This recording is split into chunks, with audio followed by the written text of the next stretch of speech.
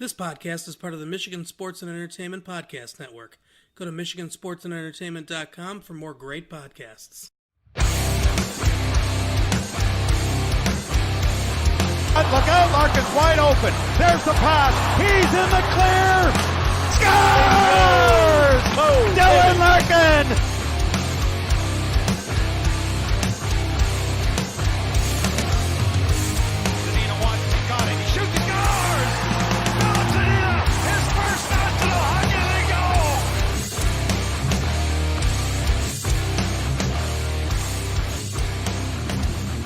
Yo, what's going on, everybody? Welcome back to the Hockeytown Rundown podcast. I'm your host, as always, Chase Sussex. I'm joined by my co-host, Jay Croft. What is going on, Jay? Oh, a lot. It's been an exciting couple days of Red Wing games here to get the season started, which we're gonna talk about in a little bit here. I think the first thing we're gonna do, Chase, correct me if I'm wrong, is just kind of set the stage for the season. Very brief season preview, just kind of letting you guys know what the final roster is, what our thoughts are about that, any surprises or disappointments, and just kind of looking at our predictions for the year before we talk about the two games that happened over the weekend. So do you want to start us off on that, or do you want me to go? No, yeah, I'll start. So I don't really think there were any big surprises when it came to the final roster spots in terms of just where everyone was going to be. I was a little bit surprised that Cholowski made the roster, I guess, if that would be my one surprise. But I know that Blashill's been pretty high on him, and he had a good camp. So I'm glad to see him on the main roster, which is good. But otherwise, I think, in terms of their roster, it makes the most sense for where everyone is. I know they had the 5 big designations, so it's the 5 first-rounders. It's Svechnikov, Seider, Zadina, and then Rasmussen, all down in Grand Rapids. The big, I guess we can call them the Fab Five for any Michigan fans out there. The Fab Five of the Grand Rapids Griffins were all sent down to Grand Rapids, and I think that's a good spot for all 5 of them. Honestly, it gives them time to grow, and sort of get some footing underneath them. I think there's been a lot of big expectations, I think, because of the first 2 games. We'll sort of get into that later, but I think where they are is good. I think there weren't really any major disappointments I had with the roster moves. I know the Red Wings' depth in terms of their last 3 lines, but besides their first one is really bad. I mean, you've seen it in the first 2 games of the season. I mean, their depth is just brutal. It's just so bad. I mean, outside of, I know Anthony C's been gone, so I'm sure that second line will get a big boost when he's back, but it's just tough. As good as the first 2 games went, I think it's definitely rough to see some of the depth and just how some of the other lines have played. There's just little to no chemistry. They just look bad. It's just not good hockey when they're out on the ice. It's unfortunate. They give up a lot of goals. There's definitely some glaring issues there, and that's obviously unfortunate. But I think it is the best roster I think they could have designated for the beginning of the season. What were you sort of thinking in that sense? Well, I don't know that I would say that it's the best roster they could have put forward. I mean, I think they could have made a couple different moves that would have made the Red Wings probably a better team now. But for example, like they could have kept Rasmussen up at the NHL level, and I think he would have been fine. I don't think they want him to be just fine, though. I think they want him to develop as a center at the pro level, and that's why he's down at Grand Rapids, and he's actually I forget. I think he's playing with Giovanni Smith, and I'm trying to think of the other winger that he's playing with. But I think it might be Svechnikov, because I think Veleno and Zadina are playing with Matt Pumpel. So yeah, it's Pumpel. Yeah. Pumpel's down in the second line, and then I believe it's either Elson or Terry. I'm not sure which one of the two is the other forward on that line. Yeah, they're. I mean, my point with the whole Rasmussen thing is you could have put him on the third line and he would have instantly been an improvement at net front on the second power play for us. Because the power play, when they put that second unit out there, other than the fact that it's, it's either going to be Cholowski or Hronek that's going to be be one of the younger up and coming defensemen on the power, one of the two power play units. They're kind of, I think it probably depends on whichever one, is fresher. That's who's going to go out. But yeah, the thing is, Rasmussen was kind of I was kind of surprised, not surprised, but I guess I was slightly surprised that he didn't make the team, only because Blashill, he values what he brings as a net front presence. But if he's going to play center and they want him to develop and play center, I kind of understand not, having him learn how to play center at the NHL level when he has waiver eligibility and can play and develop as a center at the AHL level and make his mistakes there, and still play with some talented, AHL level talent. So that was one thing. Just seeing De La Rose, Christopher N., Darren Helm, Ablocator, all those guys to me are just like, ugh. Like, Christopher N., in the 2 games he played pretty hard. He skated well. Jacob De La Rose is a defensive-minded forward, but pretty much every forward beyond the top line, and then Taro Hirose and AA are all going to have to be defensive-minded, because none of them are really capable of driving a line or really producing their own offense. I mean, Taro Hirose himself, he needs to play with a guy like a AA, or he's just not going to be as effective. I mean, you saw in the 2 games they played in the last game against Dallas here, how he set up Mantha for one of his goals. You put him with someone that can score, his value just skyrockets. But when he's not, putting him with, Glendening. I mean, Glendenning's playing his heart out. Like, I mean, he made some really good plays. Like, I have no problem with Glendening.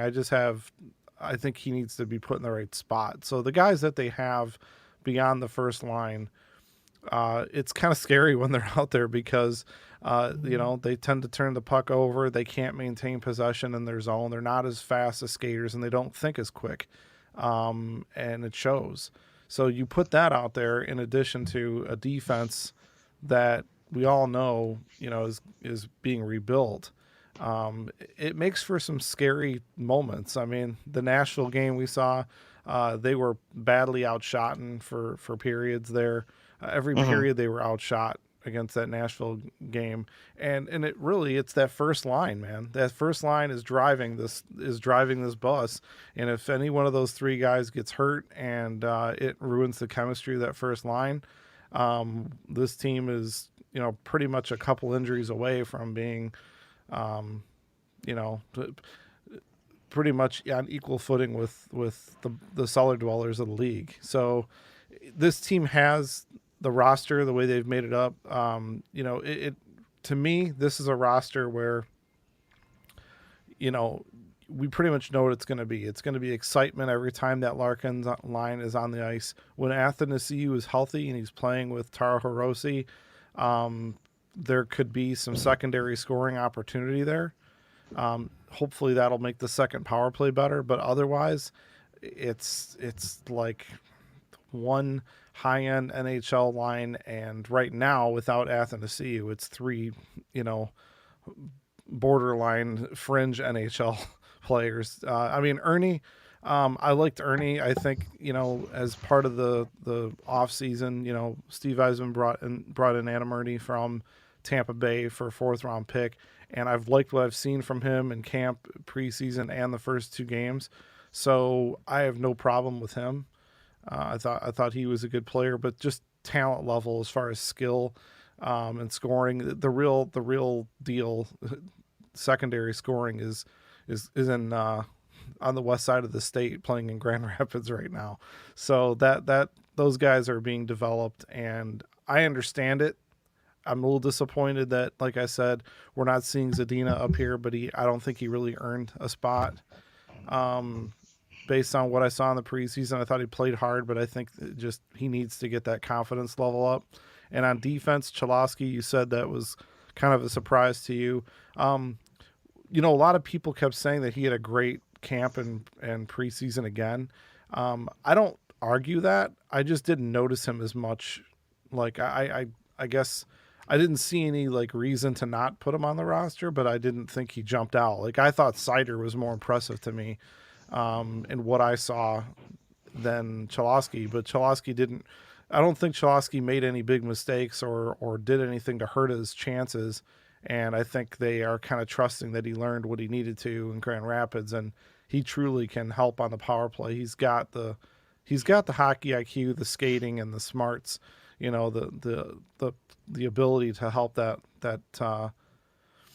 second power play unit. So I think that's why you see him. And Patrick Nemeth, was a good addition, a good stopgap measure while we're rebuilding this defense. It's just, Eriksson right away, he's hurt, right?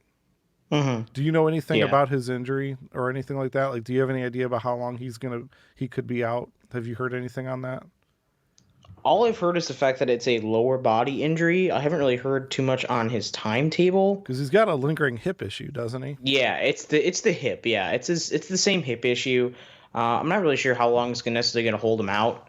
I'm assuming it probably not super long, but there's really not much information on the severity of his injury. I looked into it. They just currently don't have a timetable for it. I believe they have him listed day to day on their injury designation, but I honestly don't really have any more information on the injury. I just know the fact that it's still that hip injury that he just I guess aggravated in camp. So he's out, and now you've got Trevor Daley went down with an injury during the Dallas game.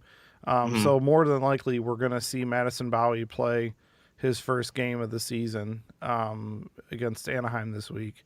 That's what I'm guessing is going to happen. Somebody had asked on Twitter, who they're going to bring up from Grand Rapids, and my thought process is it's probably going to be somebody that they're willing to sit, because they're not going to bring up a young kid right away like that.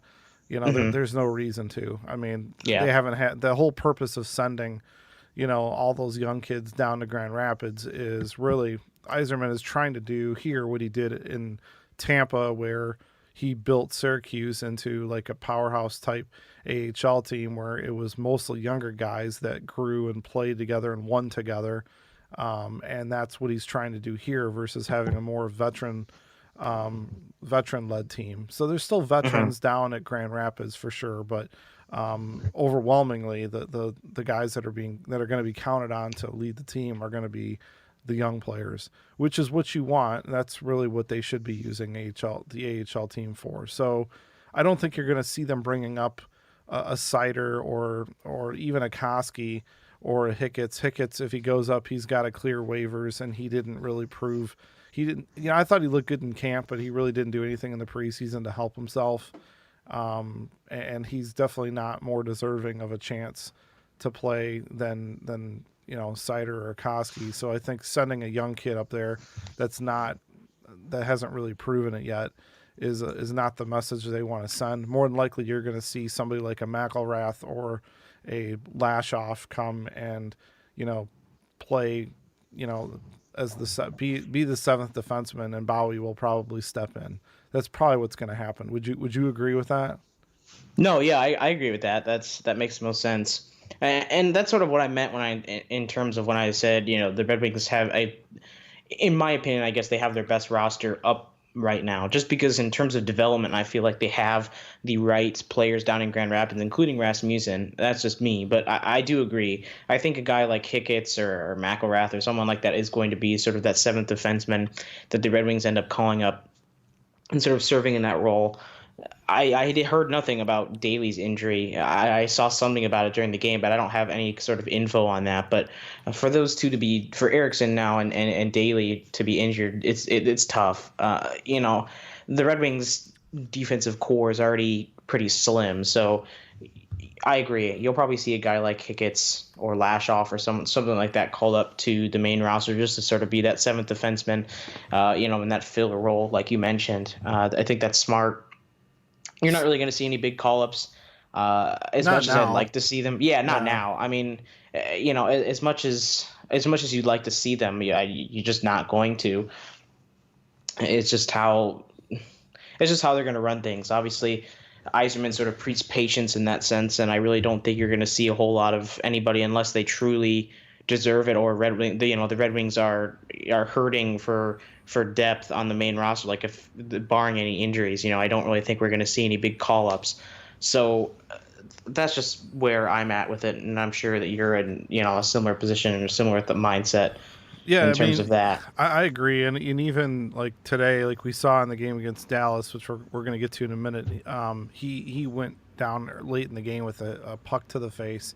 I don't think that's anything that's going to take him out of games, but I mean, he may have had a laceration or something. I think he got hit like in the cheek or the ear or something. He turned his head. That's what I saw. At like the last minute, so he saw the shot coming. I don't think it's going to keep him out of games unless he was concussed or something. But I don't think that's gonna.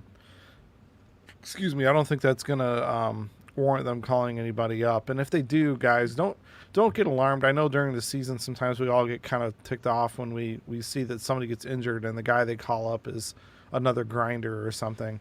It really all kind of depends on the type of player that goes down.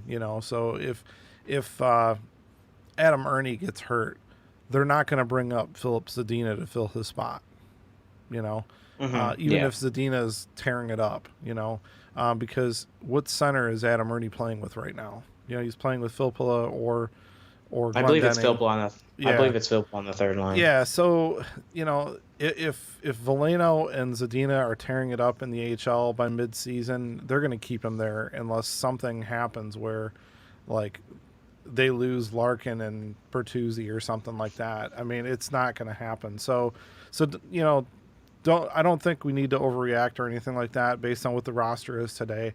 I think what it means is, and I don't know about you, Chase, but I'm actually going to make my way down to Grand Rapids this year. I'm going to go see them play. I'm planning on seeing them play a game against the Toronto Marlies on November 9th. It's a Saturday night. I'm going to go and take the family and go see it. So I'm actually hoping that those guys are still in the lineup when I go. But what I was going to tell you is that I'm actually thinking about, getting a subscription to watch the Griffins play online this year, because I think you can do that for one team. Because I want to see these kids. Like, I want to see them play. I think it's going to be exciting. So for as much as it kind of sucks that, we don't get to see them play for the Red Wings right now, their time's going to come. But I think that Grand Rapids team is going to be awfully exciting. So I want to see them. I'm definitely going to follow them throughout the season. I know you will too. But my overall prediction for this team, I'm gonna ignore what I saw today and yesterday, just because you're kind of cheating. It's only 2 games, but whatever. Yeah, it's only 2 games. I know what you mean. I think they're going to finish in the same spot they did last year in terms of where they fall in the division. So you think like 6th in the division? Yeah, I think they're going to finish ahead of Ottawa. I think it really depends on how much Buffalo improved. Yeah. Buffalo looked okay. I mean, they played decent. They looked okay at the beginning of last year too, and the bottom fell out. Yeah, that's true. Yeah. So I think it just kind of, to me, I don't think that the Wings have improved enough, like, during the off season to do anything that's really changed a lot of people's mind about where they should be. If you look at a lot of the predictions, it's pretty much where they are. I think they can improve their point totals. Like, I actually think they have, enough with the chemistry in that first line, and hopefully an improved power play, to get anywhere from another 5 to 10 points this year. But I still think that keeps them near the bottom of their division. And a lot of it is, look at how many times they have to play Toronto, Tampa Bay, Boston. Mm-hmm. They're in a tough division. That's a tough division. Yeah. I mean, the only other division that comes close is Central, right? And that Central might be even more deep than ours. So it's a tough division, man. I guess it all really depends on the maturity of the young guys in that first line. But they just, even if that first line tears it up, the first couple months of the year, and they're already looking like they're going to do that. You got to remember, you're going to start playing against, some really good teams here that are going to, not that Nashville's not a good team, but you're going to start playing against teams that start getting their act together, that get in the groove of things, and they're just going to focus all their energy on stopping that first line. And if Athanasiou's still hurt, and they don't have anybody there picking up the slack, they are sorely lacking secondary scoring to the point where it's not even funny. So it's going to be challenging for them to put a lot of points up if that first line's is not rolling. And we already know they don't get much from their back end right now. Hronek and Cholowski are still pretty young and learn. They're both 21 years old and learning. So I don't want to get I don't want to get negative here or anything like that. I just think that this is another year of learning and development, and I think there's going to be a lot of close calls. I think it's going to be more exciting. I think that first line is going to make things more exciting, but ultimately, I think we're looking at another top 5 pick. Hopefully we don't drop out of the top 5 again. but just based on the talent, based on what they have right now, and the lack of skill beyond the first and a half lines, it's going to be kind of rough. And we haven't even talked about goaltending yet. We haven't even talked about whether Howard is going to be able to stay healthy. He played really strong and saved our bacon against Nashville the other night, but you can't ask him to do that, 60 games a year. And Bernier got I thought Bernier played okay last year, but he, he's not playing in front of a stacked defense by any means. So what are your thoughts on what you're expecting to see as far as placement point wise for the Red Wings this year? My specific prediction right now, I actually have them finishing 7th. I have them finishing behind Buffalo. So that's sort of my prediction. So I have them above or ahead of the Senators, because the Senators are just I feel like the Red Wings and the Senators are in a very similar place. I think in terms of development and in terms of prospects, I think Detroit is much further ahead than Ottawa is in that sense. But except for their defenseman, except for the number one defenseman thing, yeah. But how the hell did they get lucky with Shabbat, man? Jeez. But regardless, I have them finishing somewhere similar in there. I feel like the Red Wings will probably finish somewhere between what they had last season. I actually have them finishing a little bit worse. They had 79 points last season, if I'm not mistaken. I have them between 72 and 75 points. There's just nothing about their bottom half of their lineup that necessarily tells me that this team is going to stay consistent. Like I said, you're sort of calming your expectations, especially after the first 2 games. It's a little bit tough to do so. But when you think about it, this first line is going to get a lot of minutes. And throughout the seasons, it's going to take a toll. And Larkin, Mantha, and Bertuzzi are going to be gassed halfway through the season. You're going to see a lot of, and I agree with you. I think the Red Wings are going to play conservative this year with Jimmy Howard. You can't expect him to play like he did against Nashville, 60 games a year. So they're going to play conservative. They're going to put Bernier a lot, in the net a lot. And he really did not have a stellar game against Dallas. His net presence just is not very good. It really hasn't been anywhere that he's been, to be entirely honest with you. He's just never really been a solid goaltender, to be entirely honest with you. And that's nothing against him. But it's just he has struggled in the past, and he didn't look the greatest against Dallas in this game tonight. So it's tough for me to necessarily think that the Red Wings are going to improve. I just really worry about their depth. I think their depth is actually worse than what it was last year. Because they had Tatar for a good amount of the season last year, and I think Anthony Ciu sort of plays. No, they didn't. Tatar. They didn't have Tatar last year. No. No, they had Nyquist for part of the year. I think that you're just getting mixed up. I got it mixed up. I meant to say Nyquist, not Tatar. I'm sorry. Yeah, well, they had. It's dude. I think Nyquist definitely helped out last year, but I also think that if you look at it, I think that Nyquist played with Larkin most of the year on that first line. Yeah, he did. Yeah, so that Larkin, first line, I think I would argue that having Larkin, Bertuzzi, and Mantha together is gonna produce more offense than just Larkin and Nyquist, because I don't even know that Bertuzzi was playing first line minutes for a good chunk of the year last year. No, I don't think so. Yeah, I mean, they were throwing everybody from Glendening to Ablocator, on that first line. I mean, it was ridiculous. I mean, yeah, it's pretty weird. I think they have the guys placed right. The problem is there's too many of the same kind of guy. There's too. I mean, they brought in Adam Murney, which is what a third line guy should be. A physical, able to play physical, have skills that, I mean, he makes some really good plays, I thought. Like I've been impressed with him as a third line type player.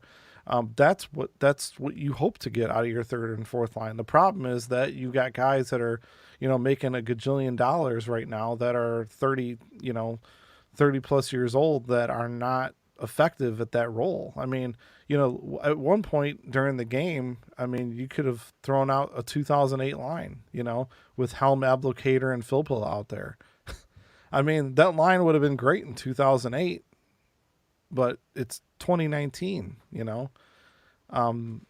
so, having maybe one of those guys on your team as a guy that's won a cup that can kind of help, mentor like a young player, that's fine, I guess. But three of them, I mean, it's like the most expensive third line in hockey. So yeah, exactly. So the whole thing is, in my opinion, is that depth wise, I mean, so you lost Nyquist, you lost Thomas Vanek, but other than that, the forwards are the same. I mean, other than adding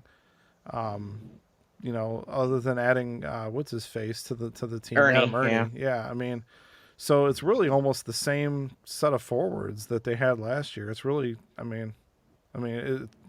it's not much different.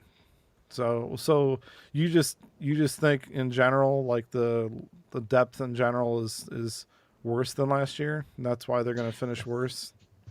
Personally, yeah, I just think it's going to be their bottom end is going to be worse. I meant to say Nyquist, obviously, Tatar and Nyquist sort of play the same song in my head in terms of their role with the team, I guess. But well, that's why there's two of us on the show, because we're both gonna flub. It is what it is, man. I mean, it's exactly, yeah. Both of them were, whenever you thought of one, you thought of the other, pretty much, right? Yeah. So. And they played similar roles, I guess, in my opinion. But regardless, I think that's just where I am in terms of my expectations.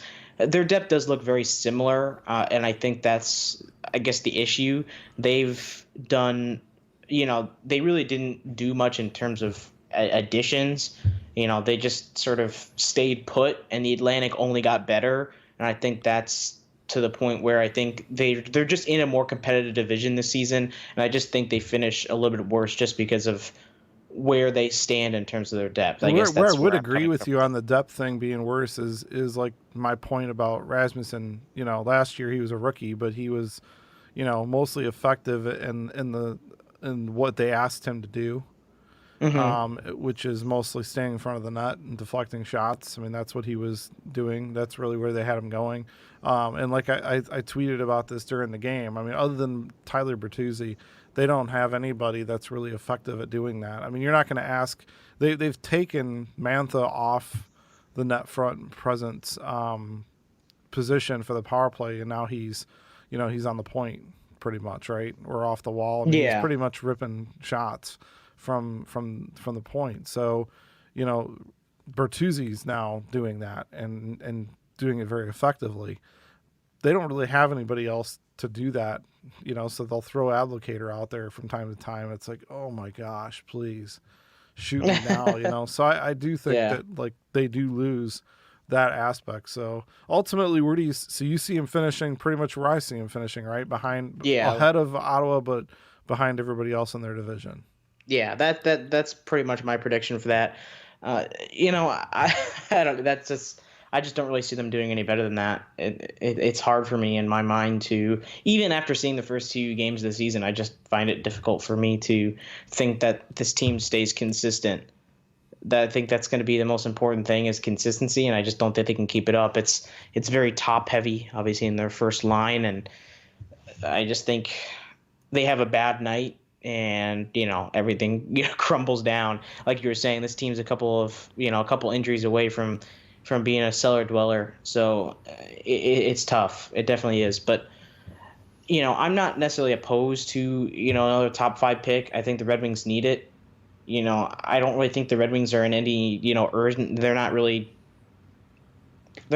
any kind of urgency to be a winning hockey team. I know it's frustrating, obviously, I'm sure, for a lot of the younger talent on the team to be in a rebuild, and I'm sure it's frustrating for some of the veterans on the team as well. But I'm sure as much as the players do want to win, I feel like the program itself just isn't in any urgency to try to win hockey games and necessarily take a step forward, at least for this season, in my opinion. From a talent perspective, they are one of the top. They are one of the worst 3 to 5 teams in the league. Yes, it's I mean, and that's not. We're not bashing here, but when you look at the teams that are, in these other divisions, and we're just look at the bottom 3 teams from each division last year, a lot of them got better, and the Red Wings pretty much were, I would say, status quo.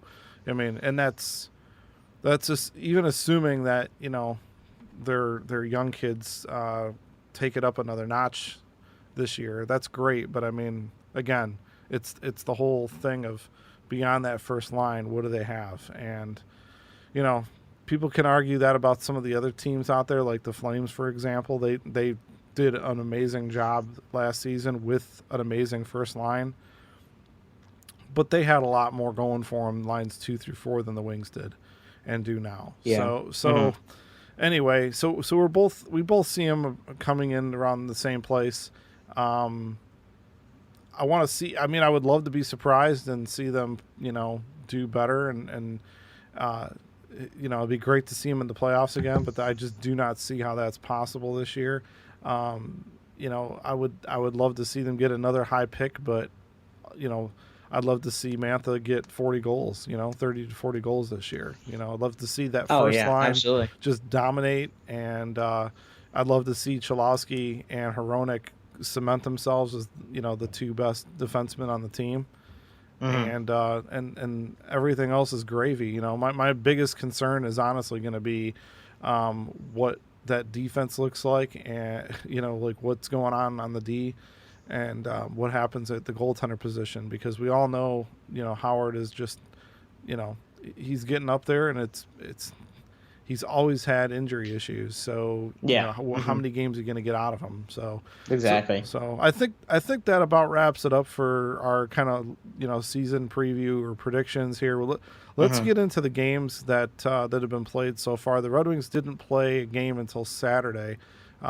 So they were one of the last teams in the league, or I think they were the last team in the league to play a regular season game. Chase, do you want to start us off about how that game unfolded?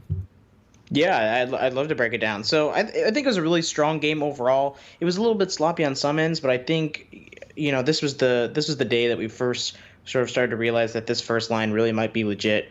You obviously had a big 4-point performance from Tyler Bertuzzi, which was huge. And Mantha and Larkin also scored in that game as well. I think overall it was a solid game. It was definitely I think it was sort of an eye-opener for a lot of people. A lot of people were expecting them for this game to not be pretty. I know Nashville had already picked up a good win before this game, and they were coming in hot. They were at home, and I definitely was not very confident coming into this game, especially with Anthony Ciu out ahead of the game. My head was just not in the position where I was like, oh, okay, this is going to be a good game. And the Red Wings really surprised me. I was very surprised with the way the game turned out. I think overall Howard played a really good game as well in net. That's the kind of performance you'd love to see out of him all season. Unfortunately, you're probably not going to, but he played a really good game in net. I thought there were a couple of miscues in that game. and Howard just absolutely, like you mentioned before, I mean, absolutely just saved the Red Wings in terms of Yeah, how some of about those that ridiculous Filppula saves. play, huh? Yeah, that Filppula play was That was ridiculous. that was I mean, not a hockey IQ thing. That was yeah, just a flub thing. He just yeah, kind of definitely. something. I don't know if he hit a rut or what he did, but that was I don't know. Yeah, odd. You don't usually see Filppula doing that, so I'm not too worried yeah, about that. But yeah, just way too many chances given up, though. Way too many yeah. shots I against. agree. They. I mean, what was really obvious is when that first line wasn't out on the ice. I mean, Nashville's they. Trying to think of the best way to explain this. Their puck possession was just very much ahead of ours. I mean, they were able to stay in our zone for way too long. Made it really tough for us to break out of our. We had a. I mean, if our defense, excuse me, there was a couple plays where somebody flubbed the breakout. I think it might have been even Hronek one of the times. Definitely, DeKaiser had a rough game at times, I thought, and just totally missed the outlet pass, and they couldn't get it out of the zone. I mean, there's a couple. I think there's one goal they scored where they just had it in the zone for so long, just no one had any gas left, and it wasn't pretty. I mean, they had some really good moments in that game. They were able to take advantage of the fact that Pecorine wasn't playing. Both of these games they didn't face the starting goalie. So I think that's one thing we're going to see a lot, and that might change. I think that first line might gain enough respect from teams where they might see the number one goalie a little bit more often this year than they did last year. But already you see the lack of respect that they're going to get on back-to-back games. They're going to get the other team's back up. That kind of it is what it is. I mean, you can't. There's nothing you can do about it. It doesn't really put an asterisk next to any goals that we score or anything. I mean, these are all NHL level players, but at the same time, it's like, okay, you can tell that the other teams sometimes aren't going to take us seriously, but that first line definitely can keep a team in check, and that's what they did against Nashville. I mean, it was obvious whenever that first line was out there, it was like, someone flipped the switch on our team, right? Yeah, exactly. And I think, yeah, like you said, you're going to see a whole lot of that season. You're going to see a lot of backups sort of in the game, and the Red Wings definitely are going to get respect in that aspect. But I feel like that first line definitely did earn some respect in that game. I mean, I know a lot of people were like, oh, I think one of the biggest things, like I've mentioned before, is just the fact that, people just didn't think they were going to see that consistency from last season. And that first line did legitimately, look good. But the rest of the team, like you're saying, has just not looked good. Nashville just dominated time possession. They looked like the better team out there, even though Detroit did end up coming out with a win. It was Howard. I mean, from a defensive standpoint, Howard saved their bacon. I mean, without the way he played, that game would have been, much different than it was. And I think they even had a goal called back on us too, because they literally ran into Howard and hit him in the head. So, first game, I thought that they got away with one. Their goalie helped steal them a game, and the forwards, the first line, came to play. Glendening had a beautiful goal. He had a great goal. Yeah, I thought it was a great goal. Bertuzzi was kind of the star of that game, right? He had two goals. One of them was an empty netter, and then 2 assists as well in that game. So a 4-point night. I believe it was like the first 4-point night in a home opener, and I can't remember. I can't remember the exact stat, but it was like. Well, that was the first Nashville. That was in Nashville, though. Yeah, was it in Nashville? Okay, but yeah, that was in Nashville, and the thing is, Bertuzzi, just watching the way he plays, man, I mean, that. You just think more and more now, how funny it is that we got him with a 2nd-round pick, and that was the trade that Holland made back. I don't know if it was 2013 or something like that, when he traded back a couple spots because some team wanted, I think it was San Jose, wanted Mirko Mueller or something. Mm-hmm. We traded back a couple spots and got Mantha 20th or something, and we gained another 2nd-round pick, and that's how we got Tyler Bertuzzi. And a lot of people thought we drafted him way too high. He was. Yeah, I remember that. A lot of people thought he was going to go way further down the line than that, like 4th round pick maybe. Yeah. So, it's good to see him thriving like that, because a lot of folks thought that he's just like a grinder type guy, but he obviously has a higher skill set, and he's a good match. So I think the two guys, the first line for real. I mean, obviously they came to play that night, and they know if they don't play that it's going to be a long night for the Red Wings. So I think the pressure they're going to put on themselves, and you can tell they're having fun out there, the three of them together, but you can tell the pressure that they put on themselves.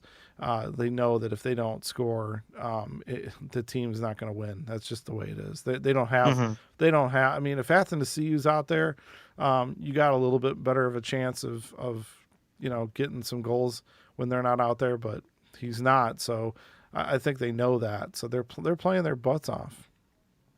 No, yeah, I completely agree. I mean, and that's what I really like about Tyler Bertuzzi. I mean, he's just such he's just so much more than the grinder that everyone thought he was going to be. I mean, he's a great in front of the net. He's a great presence in front of the net. He's got really high hockey IQ. I mean, the kid just really has everything. He's got the tool set, and I think he's underrated. A lot of people just really don't focus. I mean, obviously the main spotlight is usually on Larkin on that line, because everyone, obviously it's Dylan Larkin, pretty much the face of the franchise at the moment, and Mantha is the talk of the town right now. But I think Tyler Bertuzzi is very underappreciated on that line, and he really does solidify that third piece. He's definitely really important. I think the chemistry is so big on that line, and he really does make that line. I really do think if they had someone else, like I can't even really think of anybody, but I mean, let's say they have someone else like, I don't know, N or whatever on that line, you know what I mean? I just don't think they have the same performance or chemistry. He really does solidify. He does, and he can play with talented, highly talented players. I mean, he brings that grit element to that line, but he has the tools to hang with those guys. He can, if Larkin or Mantha feeds him a really good pass, and he's got an opportunity to score, he can do it. Whereas some of those guys, they can do the gritty stuff. They can get the puck out from the boards. But I mean, it's kind of like, excuse me, it's kind of like a quarterback, when they're talking about, the different reads that you have. You've got your first read, and if that guy is taken, you got to look to your second and third reads. And some quarterbacks do that much better than others, and they're able to quickly look off that first guy and move into the second or third guy. And I think that's something that Bertuzzi can do. Is it's not going to be a situation where if the one guy that I'm looking for isn't open, that I'm just going to throw it away, because that's what a lot of grinders do, especially when you're playing this chip and chase hockey bull crap that they're playing in a lot of cases, which I kind of understand why they're doing it, because they're not a puck possession team right now. Besides maybe the first line, if they don't see if the guy that they're supposed to get it to isn't available, if he's not open, then there's a little bit of that panic that sets in, or they don't know what to do with it, or they hold it too long. And that's the kind of thing where, more talented hockey players, you get the higher end skilled guys, they're not looking to get rid of the puck. They're looking to make a play. And I think Bertuzzi's always looking to make a play. He may not be quite as talented as the other two guys on his line, but I mean, I think you put him on any line on that team, and instantly that line becomes better. He's just one of those kind of players. No, I completely agree. And that first line is really solid, and I think it's good. I mentioned this multiple times, just the fact that I do really think that this line has the potential to be one of the best in hockey. I think one of the most underappreciated lines in hockey. I think all three players are sort of under the radar in terms of national recognition, maybe besides Larkin. But I mean, I don't feel like Larkin doesn't really get the respect that he deserves either. Larkin was not even rated as one of the top. What was it? 50 centers, I believe, by the NHL. Yeah, I think. or something ridiculous, right? Yeah, they ranked like the top 50 players at each position. I think it was, or it was either top 25 or top 50. I think he wasn't even on the board. No, he wasn't even on the list. So it's like middle finger, you know. I like whatever, So he's going to have to go out there and prove it and do it more than one season, and and I think he will. I think the other players in the league respect him a lot. I don't think that's the thing, But when you're in the same division as, you're in the same division as Austin Matthews, John Tavares, and some of the other guys like Pat, like Bergeron, whatever. Those are the guys that everyone's talking about. You've got Stamkos and all those other centers out there, Braden Point. I mean, when you're putting up 100 points, it's kind of hard to ignore that, right? So absolutely, yeah. So whatever, let those guys, get their kudos, But I think in the meantime, you got that first game in Nashville. You saw, when that first line's out there and they're rolling, the team can really, really come to play and look like they're, a pretty good team. But when they're not on the ice, and they're not playing strong defense as a team, they're going to have a hard time getting it out of their zone, let alone scoring any goals when they're not out there. Yeah, no, I agree. And I think you saw that again in the second game against Dallas. Yeah, let's move on to that one. Yeah, and I think that's a really big thing. I mean, if you look, the first period was incredibly ugly in terms of defensive game. Brutal. I mean, that was such a flat performance. Yeah. Mm-hmm. I was worried after I saw bad. that. I thought that this game was going to be really just not fun to watch at all. Yeah. Mm-hmm. And after that first period, I was like, wow, that really ugly period. I mean, I wasn't sure how they bounced back from a 5-3 win over, Nashville the night before to giving up, that kind of performance in the first period. I was like, wow, that was a really ugly bounce back. I think the first thought that came to my head was just like, wow, okay, last night was a fluke. I mean, what in the world happened to that play? And it was just... I didn't think. Yeah, I hear what you're saying. I think for me, my thought was, this is the season in a 2-game sample. You're gonna get the first line that dominates from time to time as they learn to, at this point, all three of those guys on that first line know what they have to do. They know how they have to play. They know how much effort they have to give it if they want to be effective. They've all gone through their ups and downs. They know, and by this point, if they don't know, shame on them, right? So, So they know. They just played the night before, so I guess maybe their legs weren't all there ready to go.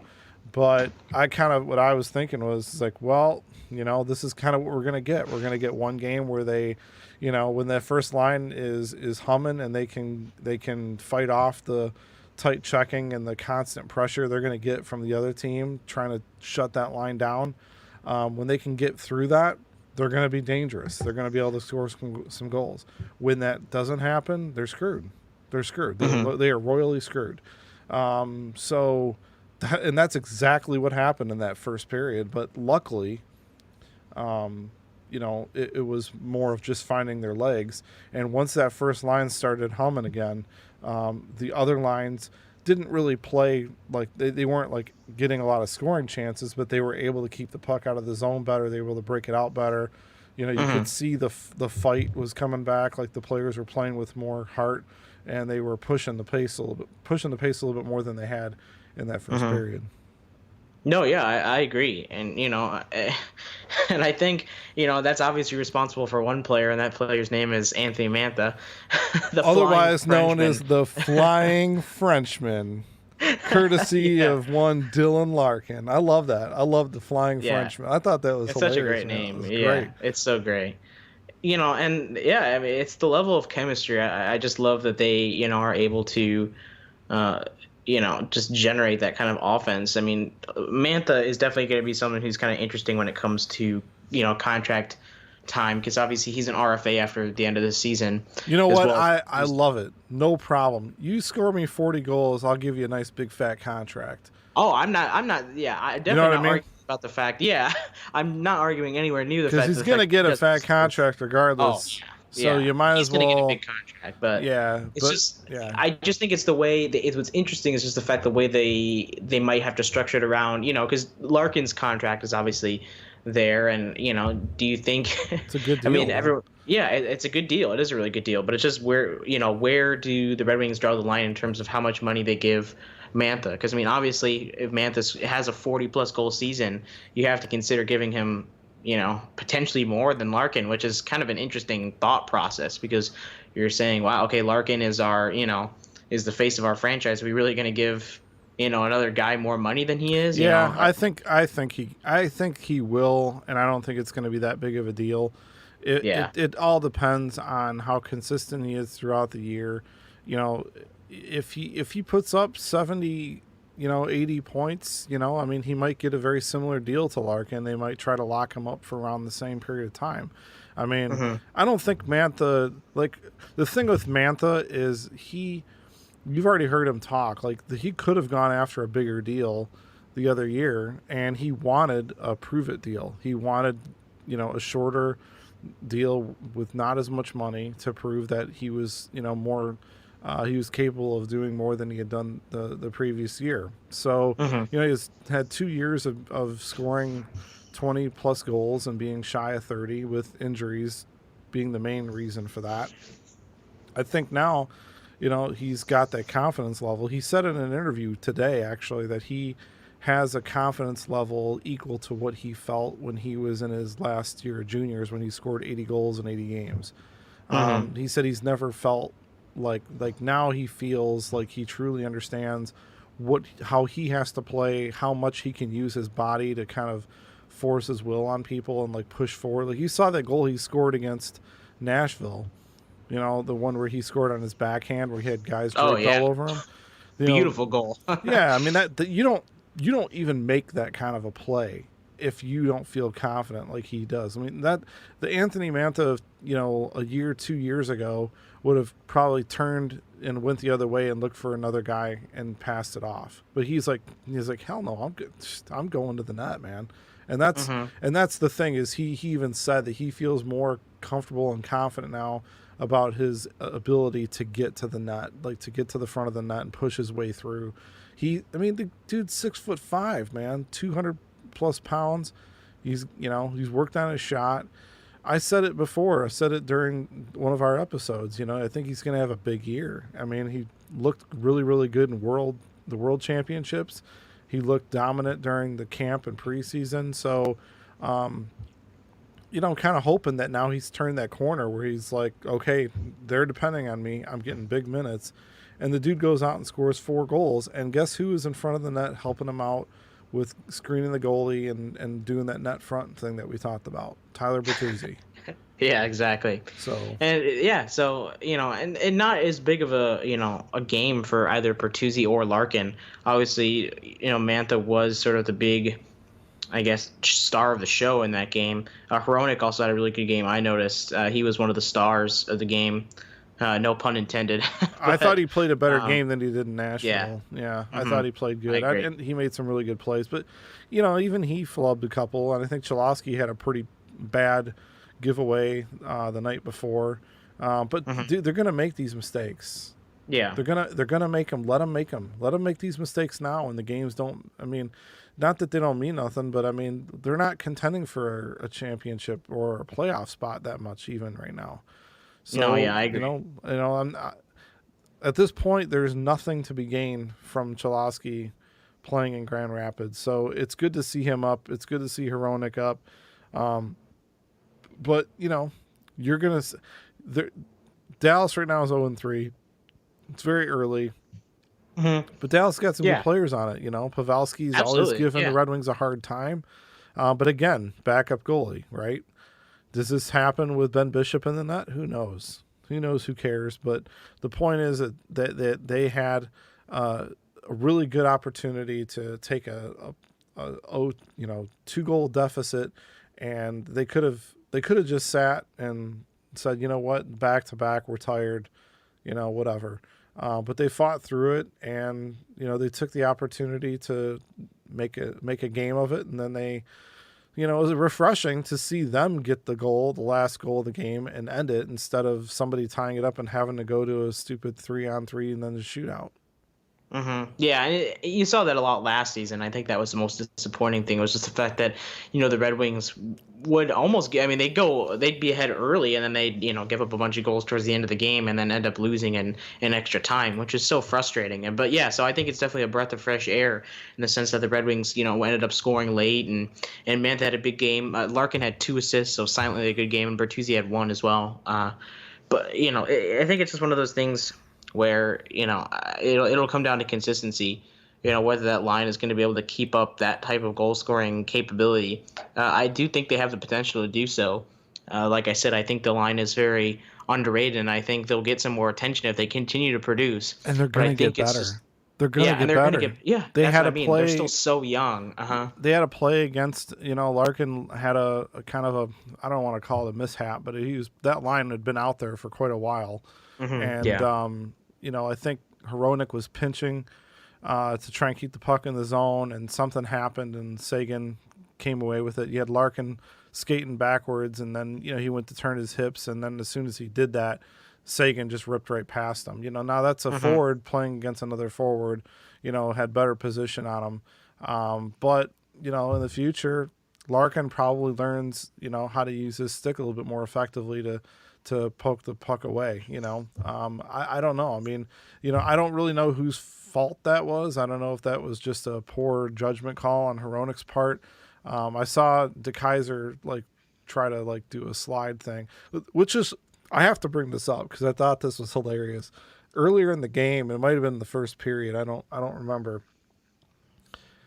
You got the play where the defenseman will literally just lay down on the ice to try and stop, a player from making a pass across the ice. Daly laid down what seemed to be long enough to have a slumber party in front of the net. I'm like, what are you doing? Get your ass up off the ice. He laid down, just laid there for way longer than he should have. And I'm like, dude, get up. What are you doing? And it was kind of like I heard the Benny Hill, circus music playing in the background, or not Benny Hill, whatever you call it, some other circus music, whatever it was, it was ridiculous. Yeah. And so that's the kind of stuff where I'm like, oh God, please. So there, you're going to see those ridiculous moments where it looks like, we don't know what we're doing. But I mean, the moments where you see Mantha put up 4 goals in a game, that hasn't been done since 1933 in the home opener.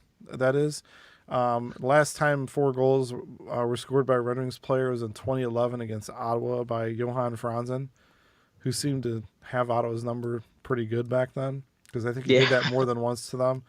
4 goals is no joke. I mean, oh yeah, that's definitely no pushover there. I mean, I knew that Mantha was going to have a high, a goal scoring year headed into the season. But if you would have told me he had 5 goals through 2 games, he's getting a good head start, man. I mean, people need to kind of, I don't want to say pump the brakes because I'm excited too, But I mean, you hear Larry Murphy's like, oh, he could score, he could be 50, even 60 goals. I'm like, dude, get another pair of glasses, Larry, and you know, just.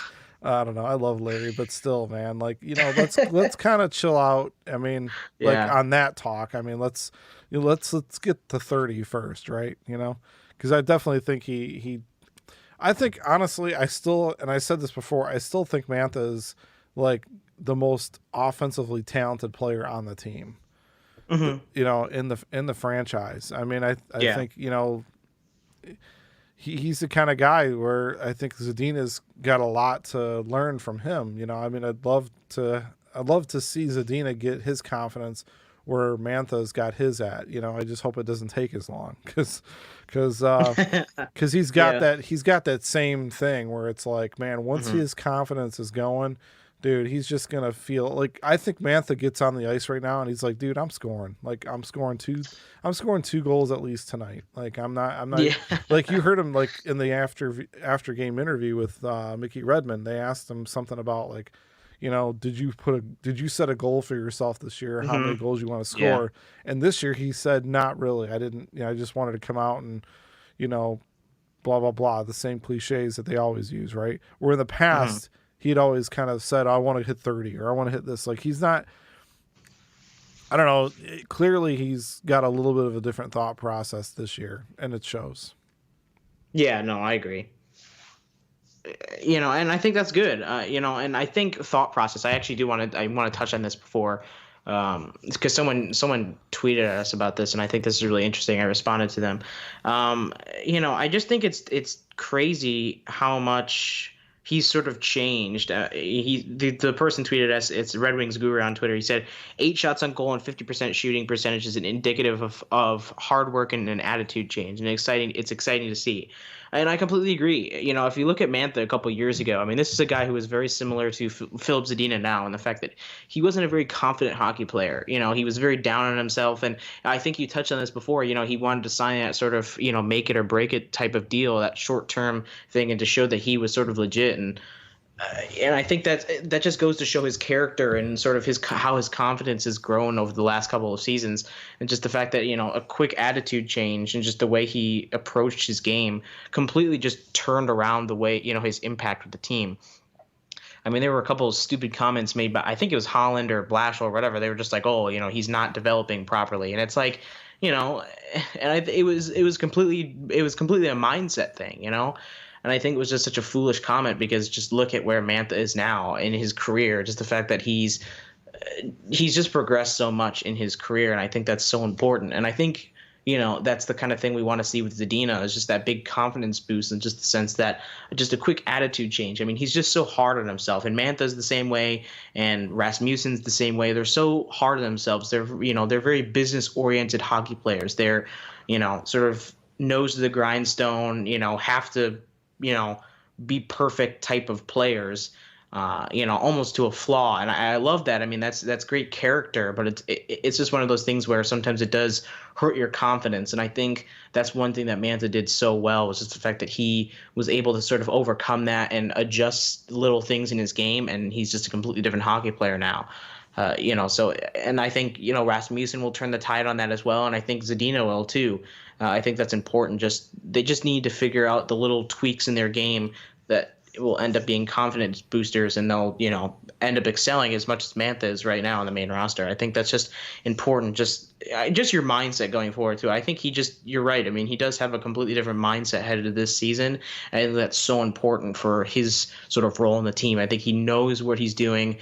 Like you mentioned before, he knows what he has to do in order to go out there and perform. He has to know the limits, his body can, he can put his body through in order to play at the level that he wants to. And I think that's incredibly important in terms of his development. And I think, he'll be able to teach that to some of the, some other Red Wings as well, like I sort of mentioned in Zadina. So I really do think he's made a massive stride in his development in terms of where he's at in his career. I mean, if he would have told me 2 years ago, I mean, this is where he was at in his career, I mean, I'm sure a lot of people would have laughed. I mean, he did. Well, people were calling him a bust after he didn't score, 80 goals for the Grand Rapids Griffins. I mean, it's just, again, it takes time, dude. It takes time. I mean, you can't expect, I mean, the Red Wings have never experienced like a player coming out of juniors and just dominating right away since, the teams that dominated for years, like Steve Yzerman and, Fedorov and those kind of guys. I mean, Lidstrom. I mean, that we got spoiled with that kind of stuff. We're going through is what every other normal team deals with, and that, we're rebuilding. So, you're dealing with a guy that had a lot of hype thrown on him early. I mean, when you score 80 goals in 80 games, I mean, dude, I mean, everyone's talking about this guy being like the next, great goal scorer in the league, and he clearly has the potential to do that. I mean, he's got the hands. He just needed the confidence. I mean, look what confidence did for a guy like Johan Franzen, who no one counted on him as a goal scorer. I mean, it wasn't until that 2008 season when, injuries happened and they called on him to be, at a higher level than what he was before. and the guy puts up 27 goals in the season, a lot of it coming from the last 3 months of the year, and then dominates in the playoffs. And then from then on out, he was a 20-goal scorer plus. So you're talking about a guy here that really, I mean, he's not just a one-trick pony. I mean, he's feeding guys the puck too. The guy's got great vision. Oh, yeah. You know, he's figuring out his game, how he has to play to be successful. I mean, so that's all you can hope for with these young kids. And you know, I think Tuesday night the Red Wings play against the Anaheim Ducks, and the Ducks are 2-0 like we are right now. So I imagine that they're going to be a little bit tougher of a test for that first line than what we had against Dallas tonight, and possibly Nashville on Saturday. So we'll see. It'll be weird though seeing that game without Corey Perry playing for Anaheim. I mean, he would have played for Dallas tonight, but he's injured with a fractured foot, so we didn't get to see him. But you're still going to see Getzlaf and you know, the rest of the guys on that team. So I'm looking forward to that game. I think it's going to be a good physical game. Yeah, no, absolutely. You know, and I think that'll be an exciting game to watch. I know the Red Wings have a couple of good games coming up. Specifically, I'll actually be at a game coming up as well for the Red Wings, not for a little while, but I'm going up to Raleigh, I should say. They play the Hurricanes on November 1st, and I'll be at that game, so that'll definitely be an interesting game to watch as well. Let me tell you, it's a completely different atmosphere from the last time I was there. I mean, the Hurricanes went from the last time I was there were more Red Wings fans in the stadium than there were Hurricanes fans, but now with the whole storm surge and bunch of jerks. You know, yeah, a bunch of jerks and this sort of resurgence of the, you know, the fan base. I think you've just seen so many people there, and I think the atmosphere is just going to be incredible, something great to experience. But yeah, I think you know, the Red Wings have a great game going ahead against the Ducks. I think they'll play Montreal on Thursday. Yeah, so that is always a good you know, original six matchup you got there. Those are always my favorite. Those are sort of my big rivalry games, especially when they play like Toronto or Montreal. I just can't stand those teams for some reason, but yeah, it's always Brendan fun Gallagher, too. Ugh, gosh. Yeah. He always has a good game against us, so we're gonna have to be ready for that one. That'll be a good test for the Red Wings. But I think that about does it for today's episode. Did you have anything else, Chase, that you wanted to bring up? I know we got some good, exciting news for folks. Do you want to tell them about that? Or do you want to keep it quiet? Do we not want to jinx it? Oh, yeah. No, yeah. I don't know. I mean, I think maybe, I don't know. I feel like we should, do you want to hype it up? I think we should hype it up because, okay, yeah. I think it's worth it. He's a big enough guest for us to hype it up. What do you think? Yeah, no, I agree. So if you guys didn't know, we've worked with, you know, we've been looking to work with a lot of people, and we've worked with some other people in the past, and we do have we have a guest who has already appeared on the show, but Max Boltman from The Athletic is going to be returning onto the show. He is going to do an interview with us tomorrow at the time of recording, so that'll be really exciting. So look out for that interview. We're going to do sort of a special bonus segment. It's not going to be a part of this episode, but it'll be sort of a special feature that'll be its own separate episode that you guys will get sort of as a bonus. So that'll be a lot of fun. We're looking forward to bringing him on again. The first time we had him on, it was great. You know, great guy, super smart, just knows his game, and obviously, you know, worked for The Athletic for a reason. So we're definitely looking forward to having Max back on the show. We have a couple other collaborations that we're looking forward to. We're going to keep those a secret for right now. But, yeah, definitely big news that we're going to have Max Boltman here back on the podcast. Yeah, and Max and Prashanth are doing they're both from The Athletic. They're going to be they've already done their first episode. They have a new podcast the two of them are doing, which I think for us is going to be exciting because, you know, they're going to get some insider stuff, hopefully, that, you know, things that, you know, our podcast, and I'm sure all the other Wings podcasts will be interested to hear about. I think it's called Wings for Breakfast. So you can get it on the Athletic app. I think they have it so that if you're a subscriber to the Athletic, you get both episodes per week. And if you're not, then you just get the one per week that they do for everybody else. So check that out. But for our show, you know, what would help us out big time is if you guys can Whenever we tweet out, if you can share that tweet, if you can let people know about us, if you can go to iTunes or the Apple Podcast app and give us a 5-star review, that kind of helps us out with getting some recognition from people that are browsing for hockey podcasts. So anything you guys can do from that sense definitely helps. And of course, interact with us on Twitter. My Twitter is @WarmChordMusic.